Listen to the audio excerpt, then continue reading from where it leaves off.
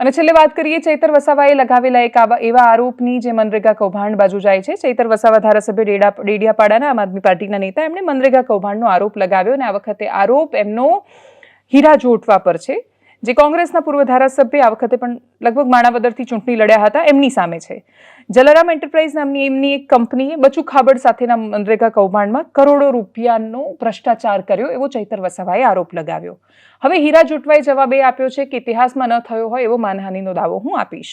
Chaitar Vasava document સાથે ઘણી બધી વાત મૂકી રહ્યા છે। હીરા જોટવાનો પોતાનો તર્ક છે, આગળ જતા ક્યારેય કશું સાબિત થાય છે કે કેમ એ ખબર નથી, છતાંય બંને નેતાઓને સાંભળીએ। નર્મદા જિલ્લામાં બચુભાઈ ખાબડ પ્રભારી મંત્રી હતા। 2021, 21, 22 અને 22-23 દરમિયાન કોંગ્રેસના દિગ્ગજ નેતા, પ્રદેશના આગેવાન એવા હીરાભાઈ જોટવાની શ્રી જલારામ એન્ટરપ્રાઇઝ એજન્સીને સાથે રાખીને બંને જણની ભાગીદારીમાં મનરેગા યોજનામાં મટીરીયલ પૂરું પાડવાના નામે 400થી પણ વધારે કરોડનું કૌભાંડ થયું હોય એવું અમને લાગી રહ્યું છે। આજે અમે તમામ પુરાવાઓ સાથે બેઠા છે અને આ પુરાવા અને એમણે આપેલી માહિતીના આધારે ગ્રાઉન્ડ પર જે પણ કામના નામે એમણે પેમેન્ટ લીધા છે એ કામ આજે થયા નથી।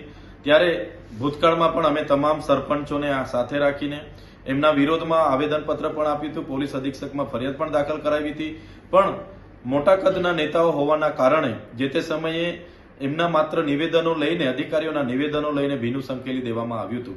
ત્યારે આમાં સ્પષ્ટ દેખાય છે કે જે પણ માહિતી અમને મળી છે એમાં કરોડો રૂપિયાના પેમેન્ટો ચૂકવાયા છે, પણ એ સ્થળ પર આજે કામ થયેલ નથી। આ 21-22ની તમામ માહિતી છે, એમાં પણ દરેક પંચાયતોને લઈએ તો કરોડો રૂપિયાના પેમેન્ટો ચૂકવાયેલા છે, પણ એક પણ સ્થળ પર એ કામો થયા નથી। આ એજન્સીએ કોઈ પણ જગ્યાએ એક પણ ગાડી રેતી, કપચી કે કોઈ પણ જગ્યાએ રોયલ્ટી વાળા બિલો, જીએસટી વાળા બિલો મૂક્યા વગર પંચાયતોના નામે કરોડો રૂપિયા સેરવી લીધા છે। સરકારને અમારી વિનંતી છે કે આ એજન્સી શ્રી જલારામ એન્ટરપ્રાઇઝની જે પણ કામગીરી નર્મદા જિલ્લામાં થઈ છે એની જો તપાસ કરવામાં આવે તો 400 કરોડથી પણ વધારે કૌભાંડ બહાર આવે એવું છે।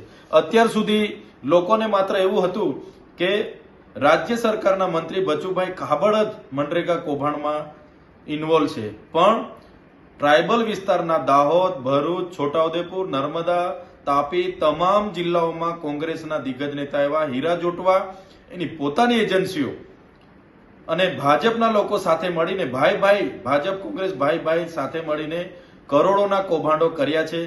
જાહેર ખુલાસો કરું છું કે હાલ વિસાવદરની ચૂંટણી જાહેર થઈ છે, એવા વખતે આપ પાર્ટીના ચૈતરભાઈ વસાવા બિનજરૂરી એક જલારામ કન્સ્ટ્રક્શનનો માલિક છું કે ભાગીદાર છું એવો આક્ષેપ કરે છે। ત્યારે મારે એટલું જ કહેવું છે લોકોને કે ચૂંટણી વિસાવદરની પ્રજા ઉપર મને વિશ્વાસ છે કે કોંગ્રેસને જીતાડવા માટે કટિબદ્ધ થઈ છે। ત્યારે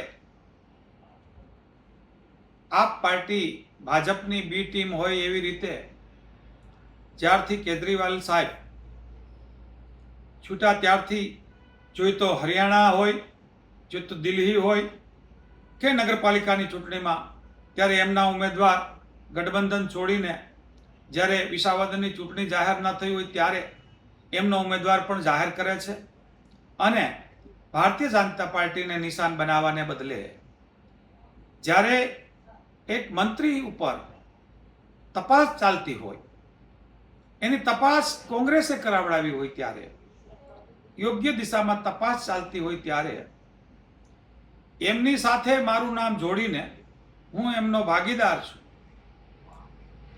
લોકોનું ધ્યાન ભટકવા માટેનો મોટો પ્રયાસ કર્યો છે કે જે એમણે સીધું ભાજપને મદદ કરવાનો ઈશારો કરે છે।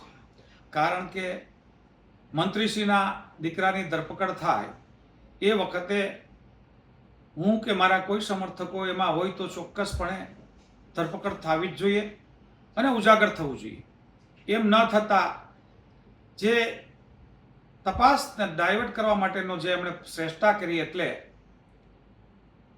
આ વખતે કોંગ્રેસ જ્યારે જીતમાં હોય ત્યારે હાર ભાડેલી આપ પાર્ટી જ્યારે ભાજપને ખોળે બેસે છે અને કોઈ કહે છે મને કે આ ચૈતરભાઈ અને આ ઉમેદવાર છે જે હાલ વિસાવદરના એ પણ ભારતીય જનતા પાર્ટીમાં જવાની શરતે એમને પહેલા ઉમેદવાર બનાવ્યા અને કદાચ એમને જીતાડી પણ દે, જેથી કરીને 27માં આમ આદમી પાર્ટી સૌથી વધારે કોંગ્રેસને નુકસાન કરે. એટલે જ્યારે રાજકીય લડાઈ હોય ત્યારે કોઈની વ્યક્તિગત વાત ના કરે, એના માટેનો હું એમના સામે માનહાનિનો દાવો કરવા પણ જઈ રહ્યો છું. જય હિન્દ, જય ભારત. એનાલિસિસમાં અત્યારે બસ આટલું. જો આપ અમને યુટ્યુબ પર જોઈ રહ્યા છો તો સબસ્ક્રાઇબ કરો, ફેસબુક પર જોઈ રહ્યા છો તો ફોલો કરો, અમારા વિડીયોને શેર કરો. નમસ્કાર.